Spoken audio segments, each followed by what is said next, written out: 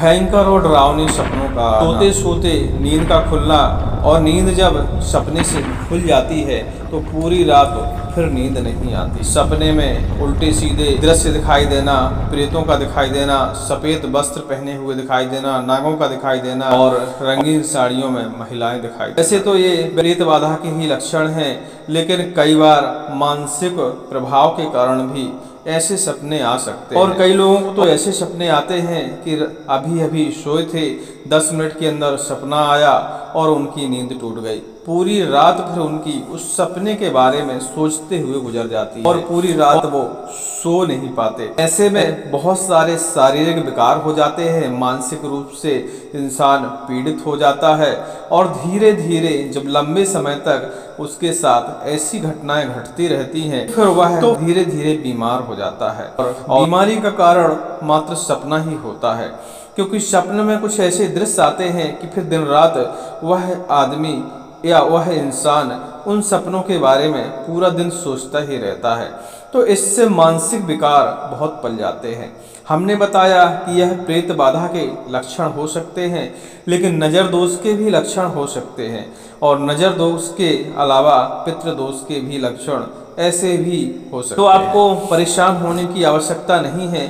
इस समस्या का निदान आप अपने घर पर ही और स्वयं ही कर सकते हैं, क्योंकि शास्त्रों में ऐसे ऐसे मंत्रों का उल्लेख किया गया है कि उन मंत्रों का यदि आप 1 से 5 बार 11 बार यदि सोने से पहले जाप कर लेते हैं तो आपको पूरी रात अच्छी नींद आएगी, बुरे सपने नहीं आएंगे। और मंत्र के जाप से आपके आसपास जो नकारात्मक ऊर्जा भटकती रहती है वह भी आपके बिस्तर से बिल्कुल दूर रहेगी, और आपको जब अच्छी नींद आने लगेगी तो आप स्वस्थ होने लगेंगे।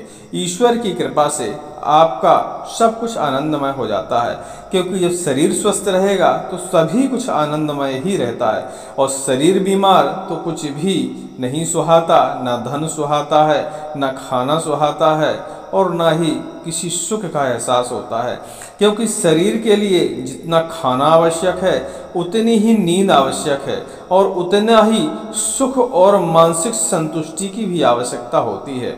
और जब इंसान नींद पूरी नहीं लेता तो उसे मानसिक संतुष्टि का अनुभव होता ही नहीं है, क्योंकि मानसिक संतुष्टि तभी होती है जब दिमाग ठंडा हो, दिमाग को आराम हो और सही चीज़ें अच्छे स्वप्नों से दिखाई दें तो नींद अच्छी गुजरती है। और अच्छे स्वप्न दिखाई देने के बाद नींद टूट भी जाती है किसी कारणवश, तब भी दोबारा अच्छे से नींद आ जाती है, क्योंकि ऐसा मन करने लगता है कि काश वह सपना हमने पूरा देखा होता। तो हम इस वीडियो में आपको कुछ मंत्रों के बारे में और कुछ तंत्रों के बारे में उपाय बताने वाले हैं। तो आप इन उपायों को करते हैं तो आपको अच्छी नींद आएगी और बुरे सपने तो आएंगे नहीं, साथ में आपके घर में जो नकारात्मक ऊर्जा आपके आसपास टहलती है वह भी आपसे दूर रहेगी।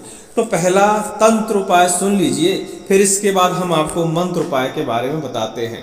तंत्र उपाय ऐसा है कि आप फिटकिरी लीजिए अपने पैरों के ऊपर, जैसे आपके जो तलुए होते हैं और ऊपर नाखूनों के मतलब अंगुलियों के बीच में जगह होती है, तो वहाँ पे फिटकिरी को छोटे छोटे टुकड़ों को रखें और अपने बिस्तर से उतरकर 7 कदम अपने दरवाजे की तरफ चलें, और उन फिटकिरी के टुकड़ों को फिर पैर से नीचे उतार कर और उनको घर के बाहर रख दें, और सुबह किसी चलते हुए बहते हुए पानी में उन टुकड़ों को बहा दें। तो आपको फिर नींद अच्छी आएगी और आपके पास से नकारात्मक ऊर्जा जो है दूर हो जाएगी। यह तो था एक तंत्र प्रयोग, लेकिन बहुत सारी समस्याओं में, जैसे प्रेत बाधा की समस्या हो, नज़र की समस्या हो और पितृदोष की समस्या हो, तब यह उपाय ठीक ढंग से कार्य नहीं कर पाता।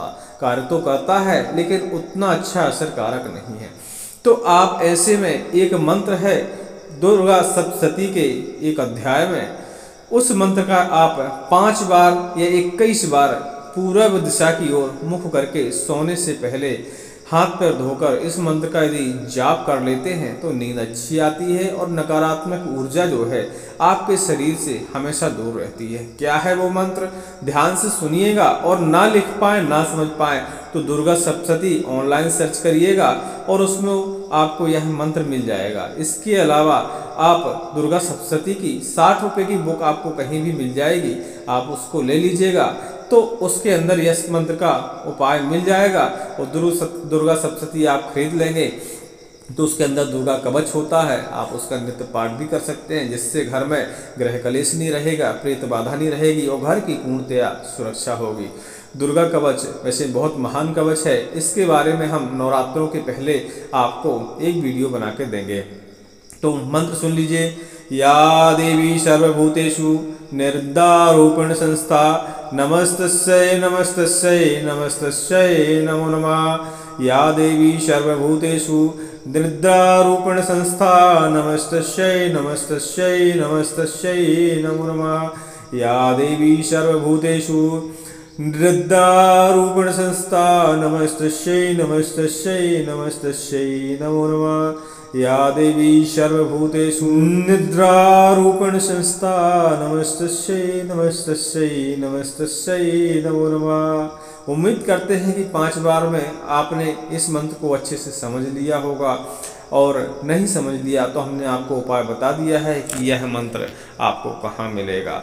तो इस मंत्र को पढ़ने के बाद आपके पास से नकारात्मक ऊर्जा दूर हो जाएगी और आपको अच्छी नींद आएगी और अच्छे सपनों का और सुख का अनुभव प्राप्त होगा। इसके अलावा एक और निद्रा महारानी का मंत्र है, आप उसको भी जाप कर सकते हैं, वो आपकी पसंद के ऊपर है, क्योंकि कई लोगों को, जैसे हमने बताया कि अपने अपने इष्टों की अपनी अपनी पसंद होती है। किसी को शिव जी पसंद होते हैं, किसी को दुर्गा माँ पसंद होती है, किसी को हनुमान बाजी पसंद होते हैं, किसी को गणेश भगवान पसंद होते हैं। तो जब तक वह अपने पसंदीदा इष्ट का स्मरण नहीं कर लेता तब तक उसके मन को संतुष्टि नहीं होती है। तो आप अपनी संतुष्टि के लिए आप इस मंत्र का भी जाप कर सकते हैं। मंत्र संस्कृत मंत्र है और आयुर्वेद से लिया गया यह मंत्र है। आप इसका 7 से 21 बार बिस्तर पर लेट के पाठ कर सकते हैं, आपको अति शीघ्र लाभ होगा। और एक देशी मंत्र है जिसका हम लोग हमेशा इस्तेमाल करते हैं। इससे चोर के भय से और सांप के भय से और दुःस्वप्न के भय से सबसे ही रक्षा होती है और नकारात्मक ऊर्जा घर के अंदर बिल्कुल नहीं रहती। तो इस देसी मंत्र को भी आप सुन लें, हमने बताया जो आपको उचित लगे उस मंत्र का आप पाठ करिएगा। सभी मंत्रों के फल लगभग एक ही जैसे हैं, वो अपने अपने विश्वास और अपनी अपनी श्रद्धा के ऊपर निर्भर करता है। तो इस मंत्र का सुमरण करिए और सुनिए। 2 अर्जुन 2 पवन सुत, 2 दुज 2 सुत सिय राम। चोर साप और स्वप्न भय, ते नर कबहु न होय। बड़ा आसान है, आपको ये पहेली लगेगी, लेकिन वास्तविक में यह एक मंत्र है और इसे देसी स्वर में और देसी भाषा में इसको इसी प्रकार गाया जाता है। 2 अर्जुन 2 पवन सुत, 2 सुत सिय राम। चोर सांप और स्वप्न भय, ते नर कबहु न होय।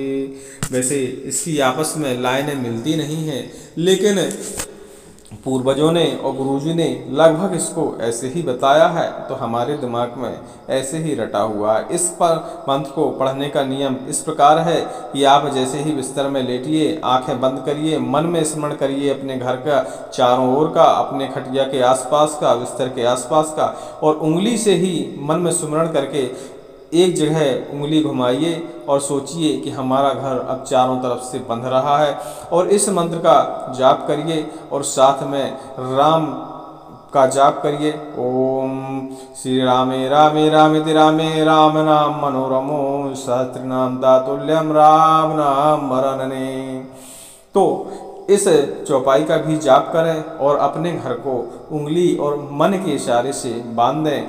जहाँ से आपकी उंगली जो भी मन में विचार करेंगे वह जगह उतनी बंध जाती है उस एरिया के अंदर नकारात्मक ऊर्जा बिल्कुल नहीं रहती। यह एक प्रकार के देशी तंत्र हैं, आप कुछ समझ में आते हैं तो आप करके देखिएगा, नहीं तो आपको जो भी मंत्र पसंद हो उन मंत्रों का आप जाप कर सकते हैं और हम आपको विश्वास दिलाते हैं और परीक्षण किए हुए हैं सारे मंत्र। बस विश्वास की देर होती है कि आप जिस मंत्र पे और जिस क्रिया पे विश्वास कर लें वह आपके लिए फलदायी मानी जाती है, क्योंकि तंत्र शास्त्र में कहा गया है कि विश्वास के बिना तंत्र नहीं चलता और आस्था के बिना मंत्र नहीं चलता।